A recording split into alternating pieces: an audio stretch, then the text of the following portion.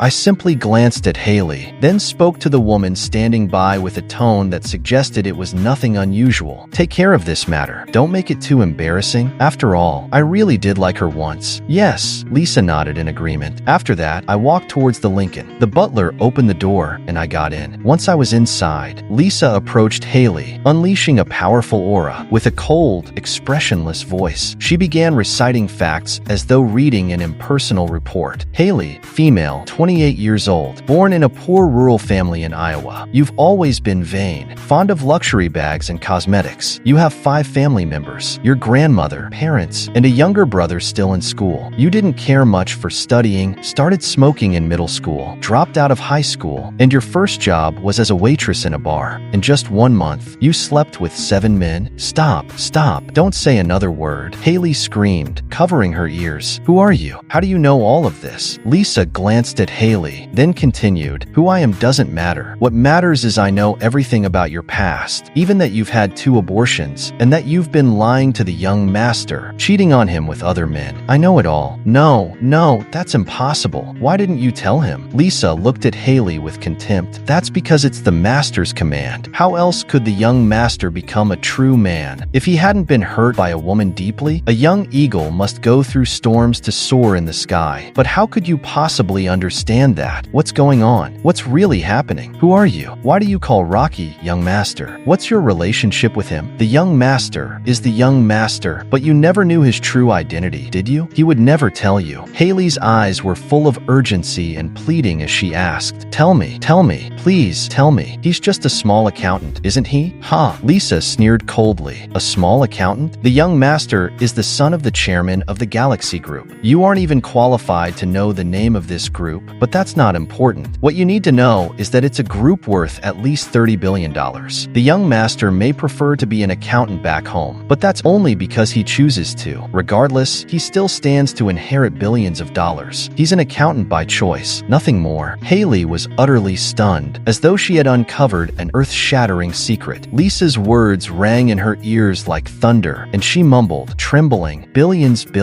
He grew up in America, so that's why. No wonder his English is so good. No wonder he wouldn't talk about his family or childhood. The Rolex was real, but he said it was fake. He didn't care. He couldn't be bothered to argue. Lisa's gaze toward Hailey became increasingly mocking and playful. So you never understood what you missed. You missed the only chance in this life to cross social classes. If you hadn't tried to act pure and traditional in front of the young master and just slept with him for a night, with even a slight chance of getting pregnant, you could have gotten millions of dollars in cash as compensation. You're such a foolish woman. Hailey completely broke down, laughing hysterically, like a madwoman. She believed everything Lisa said. Perhaps the scene before her was too unbelievable, or perhaps it was because her overwhelming desire for wealth crushed all her reasoning. She didn't have the slightest doubt. Tears welled up in her eyes, and she kept repeating, billions, dollars, like a crazed person, sitting in the car. I kept secretly observing their conversation and Hailey's reactions. When I saw Hailey breaking down into tears, I realized it was enough. I rolled down the window and shouted outside, Lisa, that's enough. Don't go too far. Yes, Lisa responded obediently and then stepped up into the car, her long legs clicking in high heels as she entered. Once Lisa was in, the car slowly started and drove onto the road. This moment, Hailey seemed to finally snap out of it. She started running after the car, and through the rear window, I watched her chase the car down the road, screaming at the top of her lungs as she ran. Eventually, she stumbled and fell to the ground, like the fat man shouting, Swallowtail, don't leave. Phew. Only when Hailey's figure was no longer visible in the rearview mirror did I finally let out a heavy sigh of relief. Suddenly, as if remembering something, I quickly took off my suit and watch, saying nervously, thank you both. The watch and suit seemed to be fine. There shouldn't be any issues. Of course, the suit and watch were rented. How could I afford to buy them? Lisa kindly turned from the passenger seat, smiling slightly as she said, you don't need to be so polite. Mr. Rocky, you've already paid, and it's our job to serve customers. Your performance today was very good, even better than when you practiced. You looked like a true wealthy gentleman. I gave a sheepish smile, my heart still racing as though it couldn't fit in my chest, feeling the excitement of everything that had just happened, and I was quite pleased with my performance throughout the whole process. Thank you both. I'm very satisfied with your service. You're welcome. Just settle the remaining balance when you have a chance. Yes, everything today was just a performance. The so-called foreign woman, Lisa, was actually a British woman who had decided to settle here after studying in China. They were part of a company specializing in custom services. To avoid mistakes, I had rehearsed with them many times before today. They had professional coaches guide me on how to control my expressions and what tone to use. I must admit, the service was indeed top-notch, though it was expensive. I had to rely on online loans and credit card cash advances to afford it. At this moment, my phone rang. I looked and saw it was Hailey calling, so I handed the phone to Lisa. On the phone, Hailey's crying voice came through. Rocky, I'm sorry, I was wrong, but I love you. I really do love you. Please